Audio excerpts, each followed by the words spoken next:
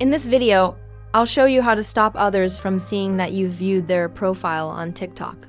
If you find this guide helpful, please consider liking the video and subscribing to the channel. Sometimes, you might want to check out someone's TikTok profile or view their videos without them knowing. Whatever the reason, I'll guide you step by step on how to do this. First, open TikTok and head to your profile page as I've done here.